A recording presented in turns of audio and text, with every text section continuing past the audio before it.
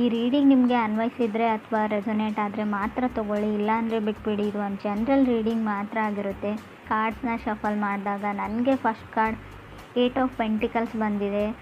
So may be ತುಂಬ emotional ಆಗ್ಬೋದು ನೀವು ಅಂತ ಅನಿಸುತ್ತೆ ನನಗೆ. ಈ ಮಂತು ಸ್ವಲ್ಪ ಹೆಲ್ತ್ ಕಡೆ ಫೋಕಸ್ ಇರಲಿ. ತುಂಬ ಸಣ್ಣ ಪುಟ್ಟ ತೊಂದರೆಗಳಂತ ಹೇಳಲ್ಲ, ಏನಾದರೂ ತಾಗಿಸ್ಕೊಡ್ತೀರಾ, ಬೆರಳುಗಳ ಬಗ್ಗೆ ಹುಷಾರಾಗಿರಿ. ಸೊ ನೆಕ್ಸ್ಟ್ ಬರೋ 30 ಡೇಸ್ವರೆಗೂ ಸ್ವಲ್ಪ ಡಿಫಿಕಲ್ಟೀಸ್ ಅಂತ ಹೇಳ್ತೀನಿ. ಸ್ವಲ್ಪ ಪೇಷನ್ಸ್ ಇಂಪಾರ್ಟೆಂಟ್. ಹಾಗೆ ಸ್ವಲ್ಪ ಹೊಸ ವ್ಯಕ್ತಿಗಳನ್ನ ಮೀಟ್ ಆಗ್ತೀರಾ, ಮೋಸ ಹೋಗೋ ಚಾನ್ಸಸ್ ಕೂಡ ಅಷ್ಟೇ ಇರುತ್ತೆ. ಸಡನ್ ಡಿಫಿಕಲ್ಟೀಸ್ನ ಕೂಡ ನಾನು ಹೇಳ್ತೀನಿ. 8 of pentacles paying bills and loans ಅಂತ ಹೇಳುತ್ತೆ. 9 to 5 ವರ್ಕ್, ಓವರ್ ವರ್ಕ್ ನಿಮ್ಮದು, ನಿಮ್ಮ ಪಾರ್ಟ್ನರ್ದು. ಚಾಲೆಂಜಸ್ ಇಂಪ್ರೂವ್ ಆಗುತ್ತೆ, ಸ್ವಲ್ಪ ನೀವು ಬ್ಯಾಲೆನ್ಸ್ನ ನೋಡ್ತೀರಾ. ಸೆಕೆಂಡ್ ಕಾರ್ಡ್ ನನಗೆ 8 ಆಫ್ ವಾಂಡ್ಸ್ ಬಂದಿದೆ. ತುಂಬ ಕಾನ್ಸಂಟ್ರೇಷನ್ ಅಗತ್ಯ ಇದೆ ರಿಲೇಷನ್ಶಿಪ್ ಬಗ್ಗೆ ಮತ್ತು ನೀವು ಮಾಡೋ ಕೆಲಸದ ಬಗ್ಗೆ ಅಂತ ಕೂಡ 8 ಆಫ್ ವಾಂಡ್ಸ್ ಹೇಳ್ತಾ ಇದೆ. ಸೊ ಥರ್ಡ್ ಕಾರ್ಡ್ ನನಗೆ ನೈಟ್ ಆಫ್ ವಾಂಡ್ಸ್ ಬಂದಿದೆ. ತುಂಬ ಹಾರ್ಡ್ ವರ್ಕಿಂಗ್ ಇದ್ದೀರಾ. ನಾನು ಆಗಲೇ ಹೇಳಿದೆ, ಸ್ಯಾಟರ್ನ್ ಇದ್ದಾನೆ ಅಂದರೆ ಹಾರ್ಡ್ ವರ್ಕ್ ನೀವು ಮಾಡಲೇಬೇಕು. ಸೊ ಕೆಲವರು ಈ ಚಾಲೆಂಜಸ್ಸಿಂದ ಹೊರಗಡೆ ಹೋದ್ರಾಯ್ತು ಅನ್ನೋ ಪ್ಲ್ಯಾನಲ್ಲಿದ್ದೀರಾ, ಬಟ್ ಅದು ಹಾಗಾಗೋದಿಲ್ಲ. ನೀವು ಅದನ್ನೆಲ್ಲ ಕ್ಲಿಯರ್ ಮಾಡೇ ನೀವು ಲೈಫ್ ಇರೋದೇ ಹಾಗೆ, ಏನೂ ಮಾಡೋಕ್ಕಾಗೋದಿಲ್ಲ. ಬಟ್ ಇಲ್ಲಿ ಕೆಲವರು ತುಂಬ ಲೇಝಿ ಇದ್ದೀರಾ. ನೀವು ಕನೆಕ್ಟ್ ಆಗಿರೋ ಪರ್ಸನ್ನು, ಅದ್ರ ಕಡೆ ಕೂಡ ಗಮನ ಕೊಡಿ. ಸ್ವಲ್ಪ ಆ್ಯಕ್ಟಿವ್ ಆಗಿರಿ, ಜಿಮ್ಗೆ ಹೋಗಿ, ವ್ಯಾಯಾಮ ಮಾಡಿ, ಜಾಗಿಂಗ್ ಮಾಡಿ, ಫಿಟ್ನೆಸ್ ಫ್ರೀಕ್ ಆಗಿರಿ ಅಂತ ಕಾರ್ಡ್ ಹೇಳುತ್ತೆ. ಫೋರ್ತ್ ಕಾರ್ಡ್ ನನಗೆ ಏಸ್ ಆಫ್ ವಾಂಡ್ಸ್ ಬಂದಿದೆ. ಟ್ರಾವೆಲ್ ರಿಸ್ಟ್ರಿಕ್ಷನ್ಸ್ ಅಂತ ಹೇಳುತ್ತೆ. ಯಾವುದಕ್ಕೋ ಏನೋ ಪ್ಲ್ಯಾನ್ ಮಾಡಿರ್ತೀರ, ಟ್ರಾವೆಲ್ ಮಾಡಬೇಕು, ನಿಮ್ಮ ಪಾರ್ಟ್ನರ ಮೀಟ್ ಆಗಬೇಕು ಅಂತ. ಸೊ ಅದಾಗೋದಿಲ್ಲ. ಸೊ ಕೆಲಸದ ಒತ್ತಡದಿಂದ ತುಂಬ ಪ್ರೋಗ್ರಾಮ್ಸ್ ಆ್ಯಂಡ್ ಪ್ಲ್ಯಾನ್ಸ್ ಕ್ಯಾನ್ಸಲ್ ಹೋಗೋ ಚಾನ್ಸಸ್ ಇದೆ, ನಿಮ್ಮದು ಅಥವಾ ನಿಮ್ಮ ಪಾರ್ಟ್ನರ್ದು. ಫಿಫ್ತ್ ಕಾರ್ಡ್ ನನಗೆ 7 ಆಫ್ ಸಾರ್ಡ್ಸ್ ಬಂದಿದೆ. ಇಲ್ಯೂಷನ್ಸ್ ಅಂತ ಹೇಳುತ್ತೆ. 7 ಆಫ್ ಸಾರ್ಡ್ಸ್ ಕೆಲವೊಮ್ಮೆ ಭ್ರಮೆಯಲ್ಲಿರೋದನ್ನು ರೀಪ್ರೆಸೆಂಟ್ ಮಾಡುತ್ತೆ. ನೀವು ಭ್ರಮೆಯಲ್ಲಿದ್ದೀರೋ, ನಿಮ್ಮ ಪಾರ್ಟ್ನರ್ ಭ್ರಮೆಯಲ್ಲಿದ್ದಾರೋ, ತುಂಬ ಸುಳ್ಳುಗಳನ್ನ ಹೇಳ್ತೀರಾ. ಅಗತ್ಯ ಇಲ್ಲದೆ ಇದ್ದರೂ ಕೂಡ ನೀವು ತುಂಬ ಸುಳ್ಳನ್ನ ಹೇಳ್ತಿರೋ, ಅಥವಾ ನಿಮ್ಮ ಪಾರ್ಟ್ನರ್ ತುಂಬ ಸುಳ್ಳುಗಳನ್ನ ಹೇಳ್ತಾರೋ. ಸೊ ರೆಡ್ ಫ್ಲ್ಯಾಗ್ ಅಂತ ಹೇಳುತ್ತೆ. ನಿಮಗೇನೋ ತುಂಬ ಫೀಲಿಂಗ್ಸ್ ಇದೆ, ಡೇಟ್ ಮಾಡಬೇಕು, ಅವ್ರನ್ನ ಮೀಟ್ ಆಗಬೇಕು, ಅವ್ರನ್ನ ನೋಡಬೇಕು, ಅವ್ರ ಜೊತೆ ಫೀಲಿಂಗ್ಸ್ನ ಶೇರ್ ಮಾಡ್ಕೊಳ್ಬೇಕು ಅಂತ. ಬಟ್ ನಿಮ್ಮ ಪಾರ್ಟ್ನರ್ದು ರೆಡ್ ಫ್ಲ್ಯಾಗ್ ಇದೆಯೋ, ನಿಮ್ಮದು ರೆಡ್ ಫ್ಲ್ಯಾಗ್ ಇದೆಯೋ, ತುಂಬ ರಿಸ್ಟ್ರಿಕ್ಟಿವ್ ಇದ್ದಾರೆ, ಅವರು ಓಪನ್ ಅಪ್ ಆಗ್ತಾ ಇಲ್ಲ, ಅವ್ರ ಫೀಲಿಂಗ್ಸ್ನ ಶೇರ್ ಮಾಡ್ಕೊಳ್ತಾ ಇಲ್ಲ ಅಂತ ಅನಿಸುತ್ತೆ. ಸಿಕ್ಸ್ ಕಾರ್ಡ್ ನನಗೆ 7 ಆಫ್ ಕಪ್ಸ್ ಬಂದಿದೆ.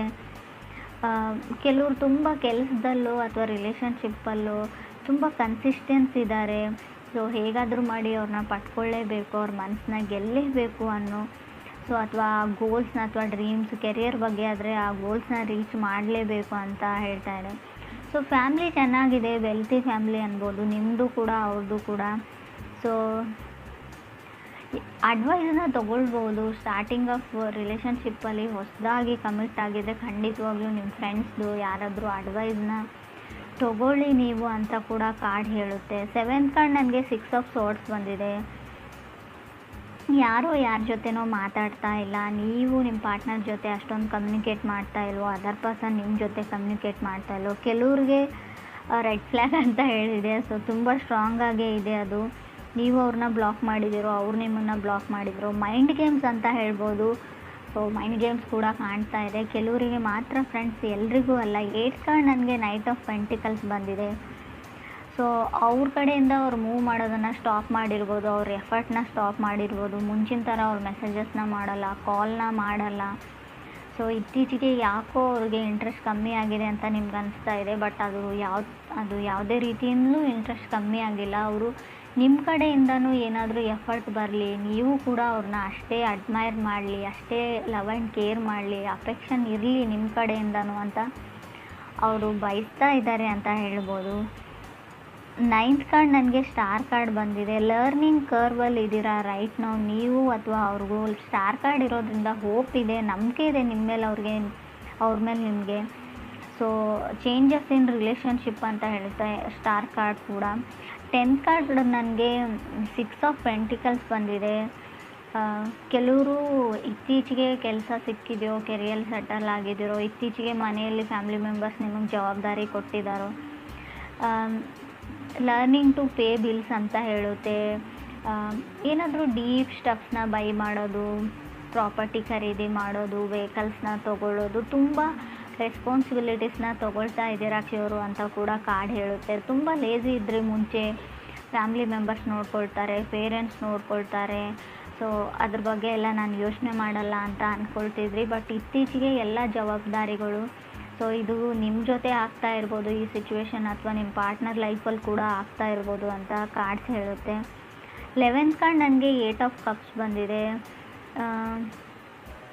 ವಾಕಿಂಗ್ ಅವೇ ಅಂತ ಹೇಳ್ಬೋದು. 8 ಆಫ್ ಕಪ್ಸ್ ಯಾರಿಂದನೂ ನೀವು ದೂರ ಸರಿಯೋಕ್ಕೆ ಟ್ರೈ ಮಾಡ್ತಾ ಇದ್ದೀರಾ. ಕೆಲವರು ಸ್ವಲ್ಪ ಮಟ್ಟಿಗೆ ಇಗ್ನೋರ್ ಮಾಡ್ತಾ ಹೋಗ್ತಾ ಇದ್ದೀರಾ ಅಂತ ಹೇಳ್ಬೋದು. ಫ್ರೆಂಡ್ಸ್, ಇದು ಎಲ್ರಿಗೂ ಅಲ್ಲ, ಕೆಲವ್ರಿಗೆ ನಿಮ್ಮ ಪಾರ್ಟ್ನರ್ ನಿಮ್ಮನ್ನು ಇಗ್ನೋರ್ ಮಾಡ್ತಾ ಇದ್ದಾರೋ ಅಥವಾ ನೀವು ನಿಮ್ಮ ಪಾರ್ಟ್ನರ್ನ ಇಗ್ನೋರ್ ಮಾಡ್ತಾ ಇದ್ರೋ, ದೂರ ಹೋಗಬೇಕು ಅಂತ ಅನಿಸಿದೆ ಕೆಲವ್ರಿಗೆ, ಇಂಟ್ರೆಸ್ಟ್ ಕಮ್ಮಿ ಆಗಿದೆ ಅಂತ ಕೂಡ ಹೇಳುತ್ತೆ.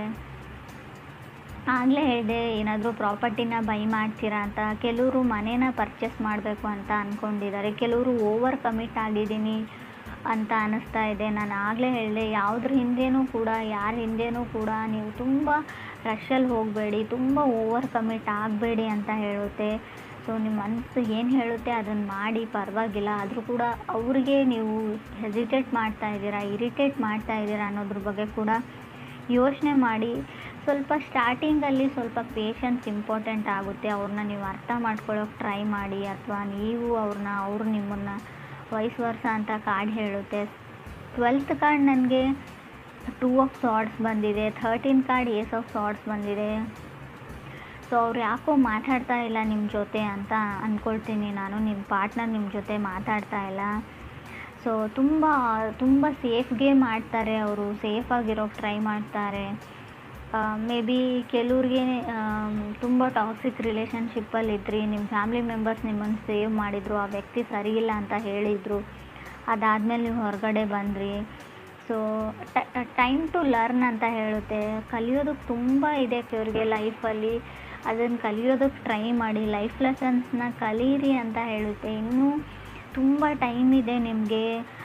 ಯಾವ ವ್ಯಕ್ತಿಗಳು ಯಾವ ಥರ, ಯಾರ ಜೊತೆ ಹೇಗೆ ನಡ್ಕೊಳ್ಬೇಕು ಅನ್ನೋದನ್ನು ಕಲೀರಿ. ಯಾವಾಗಲೂ ಫನ್ ಆ್ಯಂಡ್ ಜೋಕಲ್ಲೇ ಇರಬೇಡಿ ಅಂತ ಕೂಡ ಕಾರ್ಡ್ಸ್ ಹೇಳುತ್ತೆ.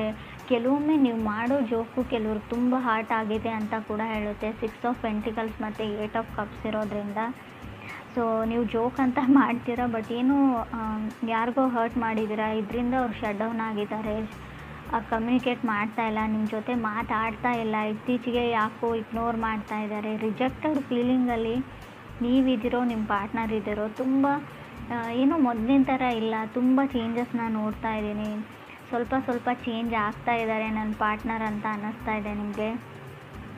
ಇದರಿಂದ ಟ್ರಿಗರ್ ಆಗ್ತಾ ಇದ್ದೀರಾ, ಇಬ್ಬರಲ್ಲೊಬ್ಬರು ಹರ್ಟ್ ಆಗ್ತಾ ಇದೆ ನಿಮಗೆಲ್ಲೋ ಒಂದು ಕಡೆ. ಬಟ್ ನೀವು ಅದನ್ನು ಓಪನ್ ಆಗಿ ಅವ್ರ ಜೊತೆ ಡಿಸ್ಕಸ್ ಮಾಡಿಲ್ಲ. ಸೊ ಅದನ್ನು ಕೇಳಿಬಿಡಿ, ಅವ್ರಿಗೆ ಏನು ಪ್ರಾಬ್ಲಮ್ಮು, ಏನು ನಡೀತಾ ಇದೆ ಅಂತ. ಸೊ ಒಂದು ಸಲ ಕ್ಲಿಯರ್ ಮಾಡಿಕೊಂಡು, ಸೊ ಅದರಿಂದ ಅವ್ರಿಗಿಷ್ಟ ಇಲ್ಲ ಅಂದರೆ ಅದರಿಂದ ಹೊರಗಡೆ ಬನ್ನಿ ಅಂತಲೇ ನಾನು ಹೇಳ್ತೀನಿ.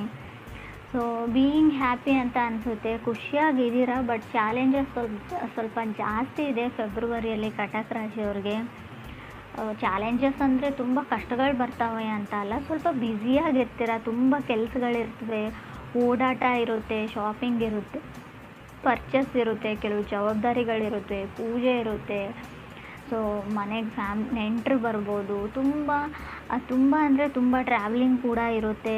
ಆಲ್ರೆಡಿ ಕೆಲವರು ಟ್ರಾವೆಲಿಂಗ್ನ ಮುಗಿಸ್ಕೊಂಡು ಬಂದಿರ್ಬೋದು. ಕೆಲವ್ರಿಗೆ ಬಹಳ ಬೇಗ ಈ ಡಿಫಿಕಲ್ಟೀಸ್ ಎಂಡ್ ಆಗುತ್ತೆ, ಕೆಲವ್ರಿಗೆ ಮಂತ್ ಕೊನೆಯಲ್ಲಿ ಕೂಡ ಎಂಡ್ ಆಗ್ಬೋದು ಡಿಫಿಕಲ್ಟೀಸ್. ಬಟ್ ಯೋಚನೆ ಮಾಡೋ ಅಗತ್ಯ ಇಲ್ಲ, ಸ್ವಲ್ಪ ಹೆಲ್ತ್ ಕಡೆ ಜಾಸ್ತಿನ ಗಮನ ಕೊಡಿ ನೀವು ಅಂತ ಹೇಳ್ಬೋದು. ಸಡನ್ನಾಗಿ ಕೋಲ್ಡ್ ಆಗ್ಬೋದು, ಸಡನ್ನಾಗಿ ವೆದರ್ ಚೇಂಜ್ ಆಗೋದ್ರಿಂದ, ಟ್ರಾವೆಲ್ ಮಾಡಿ ಬೇರೆ ಊರು ಅಥವಾ ಸಿಟಿಗೆ ಹೋಗೋದ್ರಿಂದ ಸಡನ್ ಹೆಲ್ತ್ ಇಶ್ಯೂಸ್ ಬರ್ಬೋದು. ನಡೆಯುವಾಗಲೂ ಅಥವಾ ಶೂಸ್ ಅಥವಾ ಏನಾದರೂ ಇದ್ದರೂ ಕೂಡ ಸ್ವಲ್ಪ ಚೆನ್ನಾಗಿರೋ ಶೂಸ್ನ ಹಾಕ್ಕೊಂಡಿರಿ ಅಂತ ನಾನು ಹೇಳ್ತೀನಿ. ಬೆರಳುಗಳ ಬಗ್ಗೆ ಸ್ವಲ್ಪ ಕೇರ್ಫುಲ್ ಆಗಿರಿ. ಕೊನೆಯದಾಗಿ ಹೇಳೋದಾದ್ರೂ ನಾನು ಅದನ್ನೇ